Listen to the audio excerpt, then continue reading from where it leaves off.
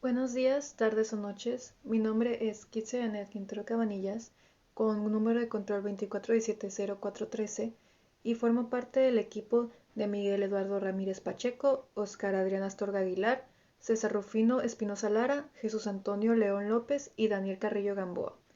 En este video vamos a explicar y encontrar la curva de intersección entre un cilindro y un plano, junto con sus vectores tangente y normal unitarios, todos evaluados en t igual a 0.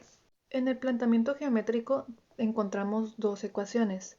Primero estaría esta, que viene siendo la ecuación del cilindro, y luego tendríamos la segunda, que sería la ecuación del plano.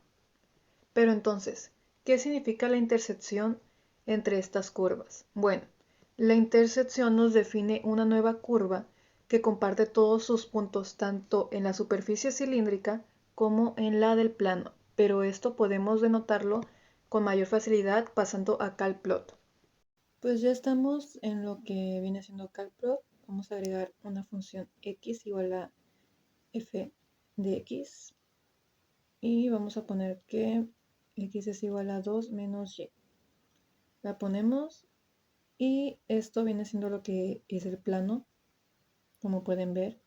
Luego agregamos una superficie implícita y vamos a agregar la ecuación que se nos había dado antes, que era x al cuadrado más y al cuadrado igual a 1.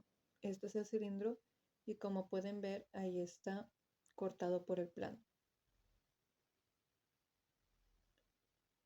Pero si quitamos el plano y vemos desde arriba el cilindro, nos damos cuenta que esto también se rige por los parámetros que un círculo tendría. Sabiendo esto, volvemos a nuestro documento y como pueden ver aquí mismo se nos indica el círculo en el plano XY y se parametriza naturalmente con el ángulo T. Bueno, esto viene siendo igual que X es igual a coseno y que Y es igual a seno de T, pero no tenemos el parámetro de Z. Entonces, esto nos vamos a venir hasta la ecuación del plano y de aquí vamos a despejar Z para obtener la parametrización. Entonces, pasamos Y como negativa para despejar y entonces quedaría que Z es igual a 2 menos Y, pero sabemos que Y es igual a seno de T, por lo que la parametrización final sería que Z es igual a 2 menos el seno de T. Finalmente, nuestra función vectorial quedaría de la siguiente manera. Coseno de T más seno de T más 2 menos seno de T. Y para comprobar que esto está correcto, podemos pasar de nuevo a calplot. Bueno, ya estamos de vuelta en calplot y vamos a agregar una curva del espacio RT para confirmar que nuestros parámetros han sido correctos. Como pueden ver aquí, xt y yt están igual a lo que hemos puesto con los parámetros del círculo, entonces tendríamos que cambiar nomás z, que sería 2 menos el seno de t. Le damos a confirmar y ahí pueden ver que nuestra parametrización está correcta, pues el plano corta el cilindro justo por donde éste pasa. Y esto vendría siendo la curva de intersección. Podemos quitar tanto el plano como el cilindro para visualizarla mejor y así quedaría.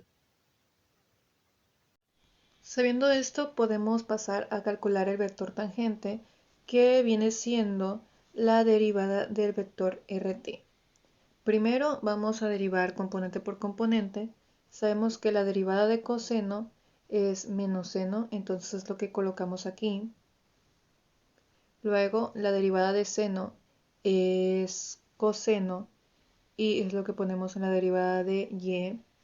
Y finalmente sabemos que la derivada de 2 es 0 porque es constante y la derivada de menos seno pues vendría siendo menos coseno. Finalmente, la derivada de RT quedaría menos seno t más coseno de t menos coseno de t. Después de haber calculado la derivada de RT, podemos pasar a calcular el vector tangente unitario que viene siendo la derivada de RT entre su norma. Para calcular su norma, lo único que tenemos que hacer es sacarle la raíz a todos los componentes elevado al cuadrado por separado. Esto nos vendría dando seno de t al cuadrado más coseno de t al cuadrado más coseno de t al cuadrado. Pero sabemos que estos dos son una entidad trigonométrica y viene siendo igual a 1. Por lo que en el próximo resultado ponemos eso simplificado y dividimos por cada componente que tiene la derivada de RT. Después de haber calculado el vector tangente unitario, podemos pasar a calcular el vector normal unitario usando la siguiente definición, que viene siendo la derivada del vector tangente unitario entre su norma. Primero vamos a calcular la derivada del vector tangente unitario, donde es más conveniente escribir la raíz de 1 más coseno al cuadrado de t como s. Entonces, primero vamos a pasar a calcular la segunda derivada de RT, que vendría siendo menos coseno de t, menos seno de t y seno de t, respectivamente. Luego vamos a calcular cada uno de los componentes para finalmente aplicar la regla del producto. Y como lo habíamos especificado antes, esto vamos a usar primero con la s. Entonces, s al cuadrado sería lo que está dentro de la raíz, pues esta se cancela al estar elevada.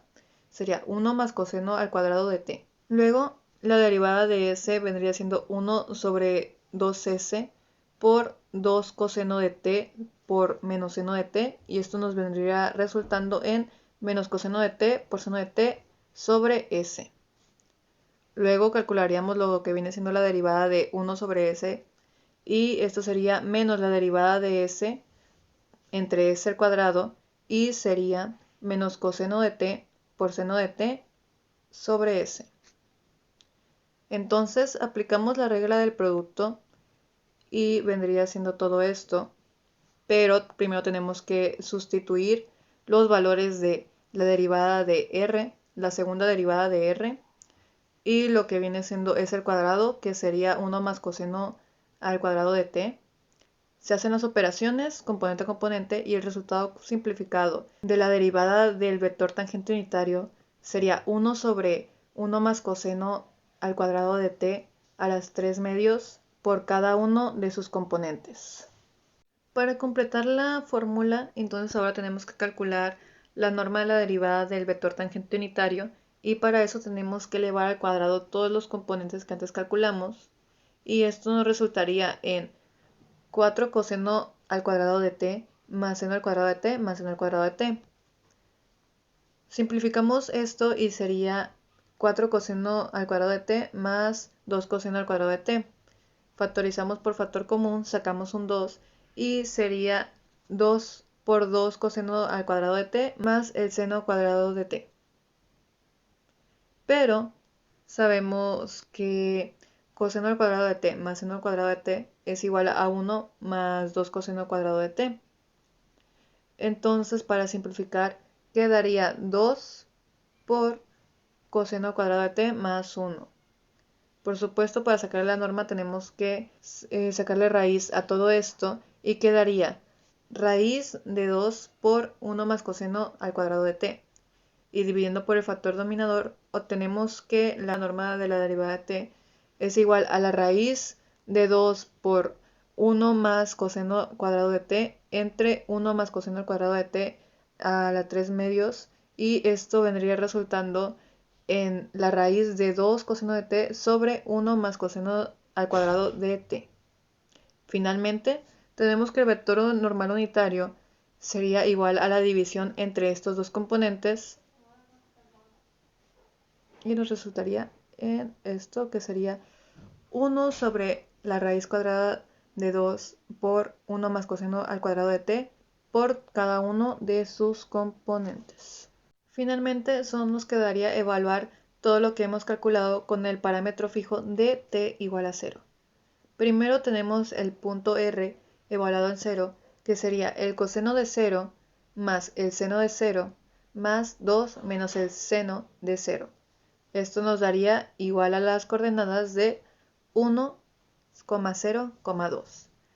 Luego tendríamos que calcular el vector tangente unitario evaluado en 0, que sería menos seno de 0 más coseno de 0 y menos coseno de 0.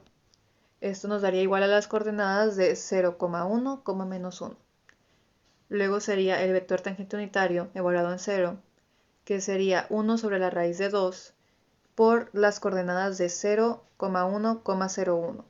Sustituimos también t igual a 0 en la fórmula del vector normal unitario y estas operaciones nos darían las coordenadas de menos 1,0,0. Y finalmente podemos visualizar el punto R evaluado en 0 de esta manera en CalPlot, pues aquí también te lo puede calcular y viene diciendo que sería 1,0,2 como lo habíamos calculado. También se pueden quitar las otras funciones para ver mejor el punto y sería de esta manera. Ese sería el punto R. En conclusión, la geometría del cilindro y del plano se unen con la curva paramétrica que acabamos de calcular.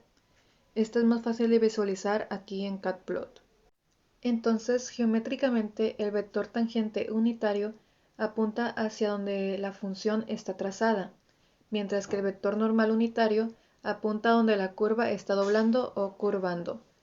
Es por esto y más razones que esta herramienta CalPlot me ha ayudado en la elaboración de este problema, tanto a visualizar el problema como a saber lo que estoy calculando y sobre todo a confirmar los resultados que hemos tenido, pues esta herramienta también te puede calcular el vector tangente unitario, el vector normal unitario y el vector binormal.